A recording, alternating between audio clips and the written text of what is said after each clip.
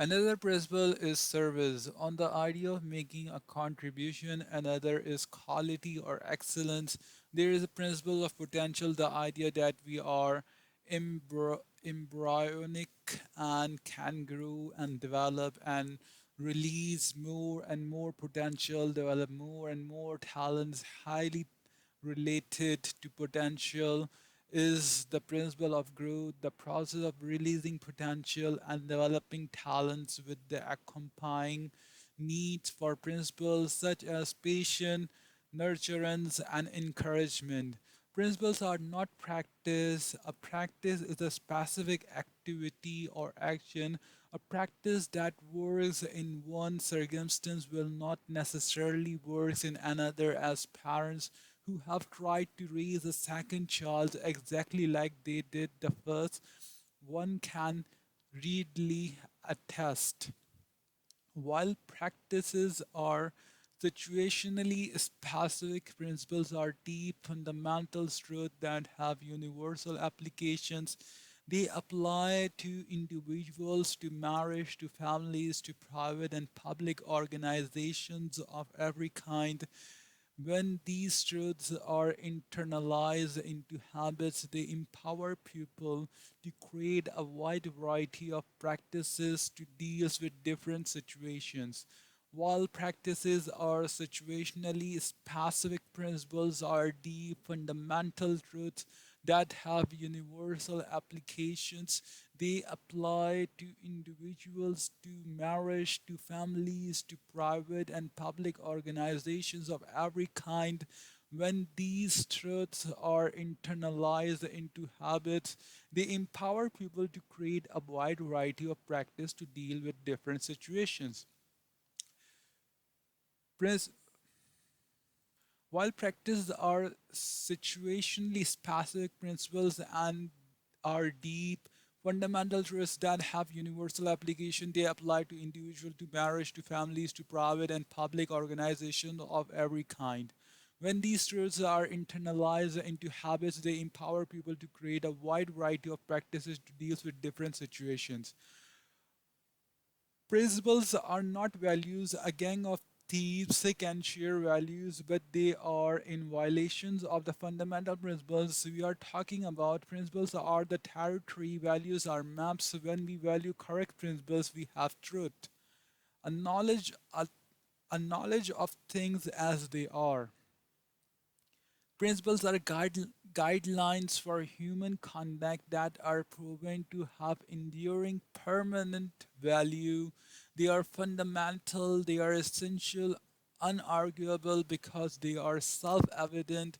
One way to quickly grasp the self evident nature of principle is to simply consider the absurdity of attempting to like an effective life based on their opposites. I doubt that anyone would seriously consider unfairness, deceit, baseness, uselessness, meteoric, mediocrity, mediocrity, or degeneration to be a solid foundation for lasting happiness and success. Although people may argue about how these principles are defined or manifest or achieved. Also, people may argue about how these principles are defined or manifest or achieved. There seems to be an insane consciousness and awareness that they exist. The more clues our maps or paradigms are aligned with these principles or natural laws, the more accurate and functional they will be. Correct maps will infinitely impact our personal and interpersonal effectiveness far more than any amount of efforts expended on changing our attitudes and behavior. Principles of growth and change. The glitter of the personality ethic, the massive appeal is that there is some quick and easy way to achieve quality of life, personal effectiveness, and rich, deep relationship with other people without going through the natural process of work and growth that make it possible. It's simple without substance. It's a It's the get rich quick scheme promising wealth without work, and it might even appear to succeed, but the schemer remains. The personality ethic is illusory and deceptive, and trying to get high quality results with its techniques and quick fixes is just about as effective as trying to get to some place in Chicago using a map of Detroit.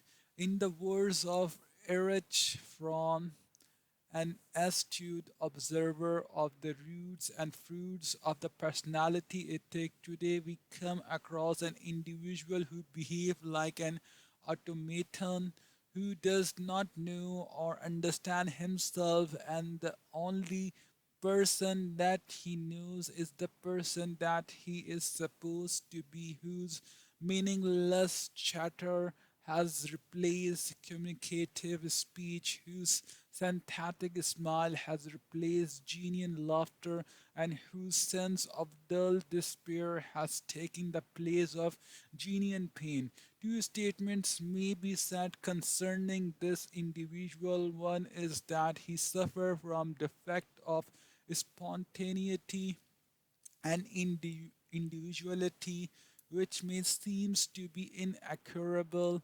At the same time, it may be said of him he does not differ essentially from the millions of the rest of us who walk upon this earth. In all of life, there are sequential stages of growth and development. A child learns to turn over, to sit up, to crawl, and then to walk and run. Each step is important and each step takes time. No step can be skipped. This is true in all phases of life, in all areas of development, whether it be learning to play the piano or communicate effectively with a working associate. It is true with individuals, with marriage, with families, and with organization. We know and accept this fact or principles of progress in the areas physical things, but to understand it is emotional area in human relations, and even in the area of personal character is less common and more difficult. And even if we understand it, to accept it and to live in harmony with it are even less common and more difficult. Consequently, we sometimes look for a shortcuts, expecting to be able to skip some of these vital steps in order to save time and efforts and still reap the desired result. But what perhaps when we attempt to shortcuts a natural process in our growth and development, if you are only an average tennis player but decide to play at a higher level in order to make a better impression, what will result? Would positive thinking alone enable you to compete effectively against a professional? What if you were to lead your friends to believe you could play the piano at concert hall level while your actual present skill was that of a beginner? The answer are obvious. It is simple impossible to violate, ignore, or shortcut this development process. It is contrary to nurture, and attempting to seek such a shortcut only result in disappointment and frustration. On a 10-point scale, if I am at level 2 in any field and desire to move to level 5, I must first take the step towards level 3. A 1,000-mile journey begins with the first step and can only be taken one step at a time. If you don't let a teacher know what level you are by asking a question or revealing your ignorance, you will not learn to or grow. You cannot pretend for long, for you will eventually be found out. Admission of ignorance is often the first step in our education through thought. How can we remember our ignorance which our growth require when we are using our knowledge all of the time?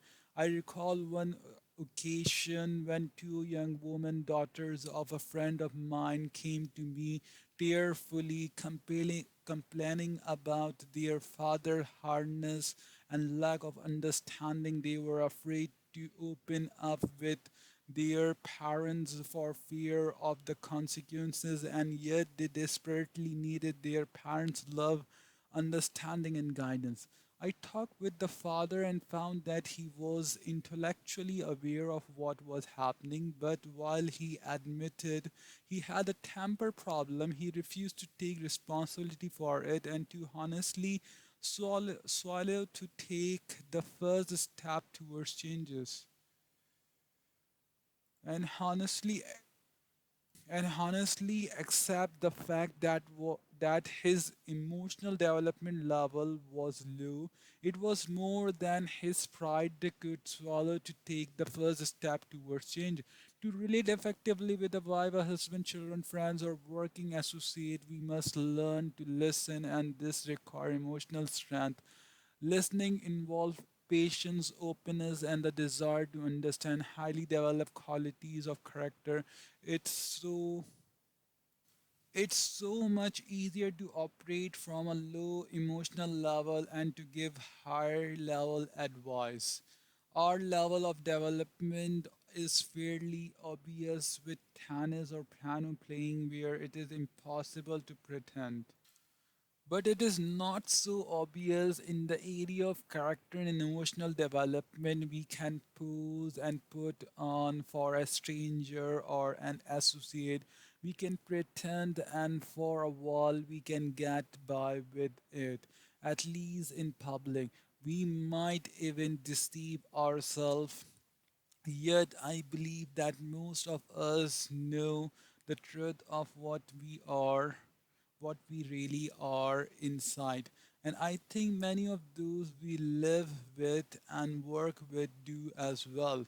I have seen the consequences of attempting to shortcut this natural process of growth, often in the business world, where executive attempts to buy a new culture of improved productivity, quality, and moral and customer service with the strong speeches, smile, training, and external interventions, or through mergers, acquisition, and friendly or unfriendly takeover, but they ignore the low trust climate produced by such manipulation. When these matters don't work, they look for other personality ethics techniques that will all the time ignoring and violating the natural principles and process on which high trust culture is based.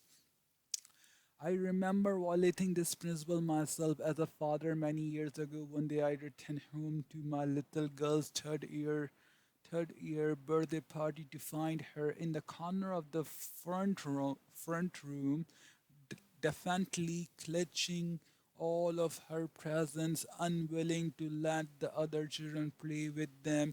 The first thing I noticed was several parents in the room witnessing this selfish display. I was embarrassed and doubtly so because at the time I was teaching university classes in human relations and I knew or at least felt the expectation of these parents.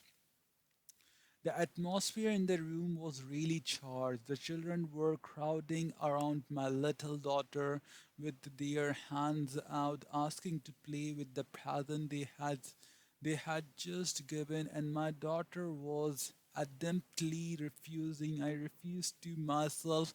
Certainly, I should teach my daughter to share. The value of sharing is one of the most basic things we believe in.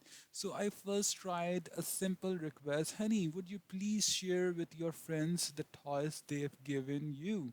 No, she replied flatly. My second method was to use a little reasoning. Honey, if you learn to share your toys with them when they are at your home, then you go to their home, they will share their toys with you. Again, the immediate reply was no. I was becoming a little more embarrassed, for it was evident I was having no influence. The third method was bribery. Very softly, I said, honey, if you share, I got a special surprise for you. I gave you a piece of gum. I don't want gum. She exploded. Now I was becoming exasperated for my fourth attempt, I resorted to fear and threat. Unless you share, you will be in real trouble. I don't care, she cried. These are my things. I don't have to share. Finally, I resorted to force. I merely took some of the toys and gave them to the other kids. Here, kids, play with these. But at that moment, I valued the opinion those parents had of me more than the growth and development of my child and our relationship together. I simply made an initial judgment that I was right, she should share, and she was wrong in not doing so. Perhaps I superimpose a higher level expectation on her simply because on my own scale I was at a lower level. I was unable or unwilling to give patience or understanding, so I expected her to give things in an attempt to compensate for my deficiency. I borrowed strength from my position and authority and forced her to do what I wanted her to do. But borrowing strength built weakness. It built weakness in the borrower because it reinforced dependencies on external factors to get things done. It builds weakness in the person forced in Akin's stunning the development of independent reasoning growth and internal disciplines, and finally it builds weakness in the relationship fear replaces cooperation and both people involved become more arbitrary and defensive. And what happened when the source of borrowed strength, be it superior size or physical strength, position, authority, credentials, status symbols, and appears or past achievement change or is no longer there? Had I been more mature, I could have relied on my own intrinsic strength, my understanding of sharing and growth, and my capacity to love and nurture, and allowed my daughter to make a free choice as to whether she wanted to share or want to share or not to share. Perhaps after attempting to reason with her, I could have turned the attention of the children to an interesting game. Taking all the emotional pressure off my child, I've learned that once children gain a sense of real possession, they share very naturally, freely, and spontaneously. My experience has been that there are times to teach and times not to teach. When relationships are strained and the air change with emotion, an attempt to teach is often perceived as a form of judgment and rejection, but to take the children alone. But to take the child alone quietly when the relationship is good and to discuss the teaching or the value seems to have much greater impact. It may have been that the emotional maturity to do that was beyond my level of patience and internal control at the time. Perhaps a sense of possessing needs to come before a sense of genuine sharing. Many people who give mechanically or refuse to give and share in their marriage and families may never have experienced that it means to possess themselves, their own sense of identity and self worth, and rely helping our children's growth may involve being patient enough to allow them the sense of possession as well as being wise enough to teach them the value of giving and providing the examples ourselves.